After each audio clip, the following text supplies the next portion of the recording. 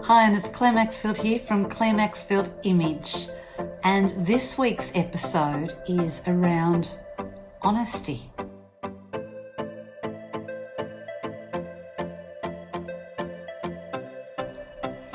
Now, you might be thinking, Clare, you're an image consultant. Why are you talking about honesty?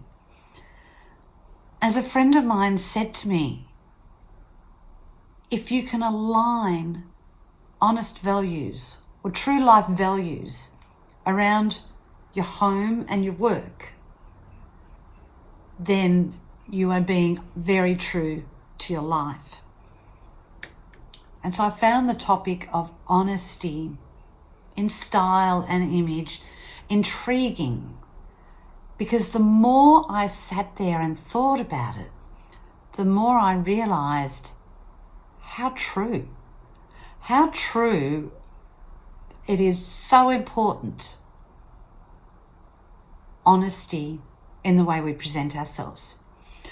I must admit, I have a tendency, songs come into my head when I hear things, and the first thing, as soon as I heard it, I had Billy Joel, The Strains, going through. I think the song is Honesty, and it's hardly ever heard, and it's mostly what he needs from you, from his partner. And I think we all want that in our lives. But the thing we must not overlook is, yes, we do want honesty from those around us. But you've got to start, as the saying goes, start at home. Start with yourself. And some of you going, I'm not sure where you're going here. Start with, as you know, I'm an image consultant. So, of course, I'm going to be working out how, with your wardrobe. And one of the first things I need to know from my clients are what their personality and their values are. I know what your body shape is. I can see that. I can see your colouring. And I can dress that. But until I know who you are and what you value, I cannot dress the real you. And until you're honest with yourself about who you are and what is valuable to you, you really can't dress yourself either. So you need to know who you are. So when you look in your wardrobe, when you pull those doors apart, are you looking at clothes that all say to you, they ought to stand up and speak your name, and they speak to the general population about who you are and what you stand for? Gosh, I hope so. I must admit, I've been doing this 20 years this year, and I'm very lucky. My wardrobe does reflect me.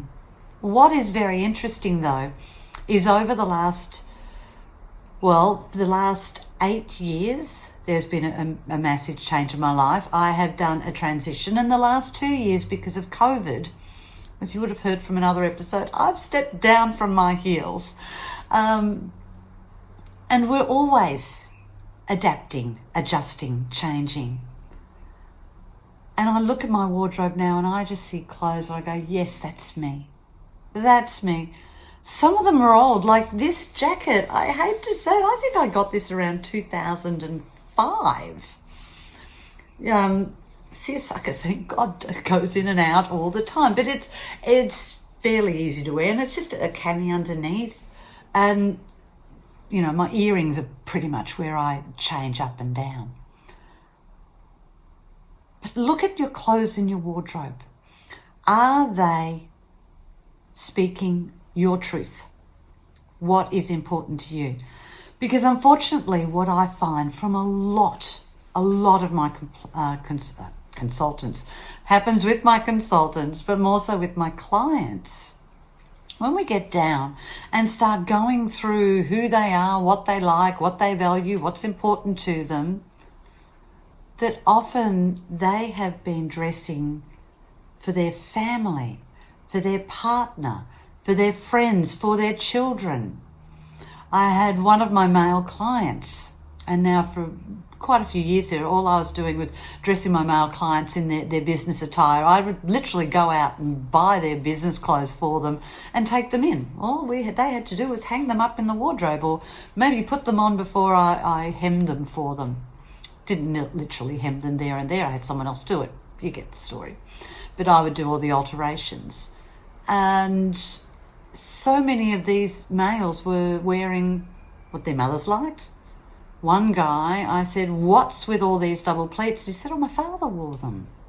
So he's wearing what his dad liked. Others will dress what their wives and girlfriends like them in, which can be great if their wives and girlfriends have taste. It was always a challenge if the wives and girlfriends and I were at odds on what their partner should be wearing. Generally, we worked out an amicable arrangement, because all I was seriously doing was dressing those blokes and they could take care of everything else. But with my female clients, I remember one, after we'd done the personality, and she gets mentioned, she's the basis of one of the clients in the characters in Latte's Laughter and Lipstick. I think that was my 5th book. I did her personality and she just burst into tears. And she said, "You're the first person to see me." Now, this lady was in her mid-40s. She was not being honest to who she truly was. So now picture this. She was very feminine in her appearance, pretty pinks, pretty blues, pearls, longish hair, probably to where this layer is. And now picture me at the time. My hair was shaved up the back of my head. It was this long on top. I had that's what I mean. I've done a complete turnaround. That the short hair worked for me back then. It was very true to me back then. It's not now. But anyway, so this client, I said, "Well, first thing we can do is cut your hair." And she went, "Oh, I'd love to do that, but my kids would kill me."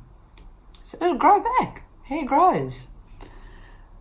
You need to know what you're putting on every day. Does it make you happy? When you go to work, the clothes you're wearing, do they represent you? Now, I understand if you have to wear a uniform, it is really hard. And believe me, I was in a uniform for 13 years. I know. And I used to love seeing what all the girls and guys did to make it their own. There's one we still stir to this day, Donna. And Donna, if you're watching, yes, I'm going to talk about the big bows, which to this day Donna went, because we talk about a gold bow, and she said, "I never wore a gold bow." But it was just sort of folklore that went with Donna, these big bows she wore all the time. That's how she made it hers. I used to have my pearls I wore at the time. That was my thing I did with my uniform. We all brought out our personality at the time. So whether you're in a uniform, and it might be that it's only with your hairstyle. A lot of the airlines, they don't even have a choice with hairstyle these days, although I think they're getting a little bit more relaxed. But if you're in an office, or if you're in a place and there's clothing guidelines, make sure whatever you're doing, it is honest to you and you feel good about it. But don't forget to keep in mind, if your employer has guidelines, it's generally to go with the brand, with the type of look they're trying to create. So make sure that you're respecting their truth and you're respecting your truth. There will be somewhere there in the middle where the two can be met. And you'll be amazed how much and how far you can go when you are honest to yourself. Because I do see things where people are trying to hide behind who they think they should be. So they're not dressing for themselves, they're dressing for someone else. And let me tell you a couple of stories where I've done it myself. So once I had a girlfriend and I loved the way she dressed. And I didn't realise until I became an image consultant myself, I was emulating a lot of her style. And when I changed that and started dressing to what was me and my style and my shape and my colouring, funnily enough, all these people started asking me, they said, "You've lost weight." hadn't. I was actually just dressing for me, not a style someone else had, because her shape was completely different to mine. And another thing I did is, we've all heard the story, fake it till you make it. Which, yeah, okay, if you're changing roles, going into a new industry, that can work. But if you're not true to you, people will start seeing through you. So when I first started as an image consultant, I was so nervous when I first started, because it was just completely out of the realm of what I was used to. I was so used to being a flight attendant that I went, how do I do this? So I started emulating the lady who trained me and wearing colours very much like her and styles. And it worked for a while till, I got on my own feet. And then I adapted and I really started taking ownership myself. Now, I remember I was doing a presentation once and these two ladies came up to me after the presentation. They go, we saw you back wherever it was a few years earlier when I just started. And I went, and they go, you're so much better now. And I went, oh. And they go, look, you were good, but it was like you were trying to be someone else. And we can tell now you're being yourself. And it's so much better, so stay there. And I knew that they were being genuine and trying to give me some feedback. They basically said I was appalling, but they kind of liked who I was. So, they were happy to go along for the ride. So stop being who you think you should be and take the time to discover who you are. Look, I've got the quizzes on my website. You can do your personality, you can discover your style, little insight into your colour personality. You can do all that. And if you really want some help with knowing what's in your wardrobe and what you should be wearing, give me a call. It doesn't matter where you are in the world.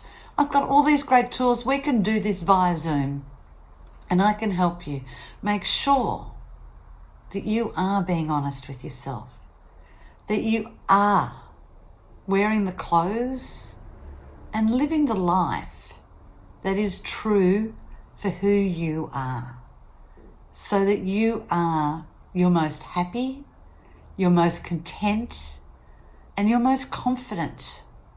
Because when you are being authentic to who you are, it shows. And people really like that, because people like honesty. And the more they see it, the more they trust it. So, I hope you've enjoyed today's episode, talking about honesty. And let's see what's up and coming in future episodes. If you've enjoyed this, hit the subscribe button, and that way you'll get to know when all the future episodes are coming through.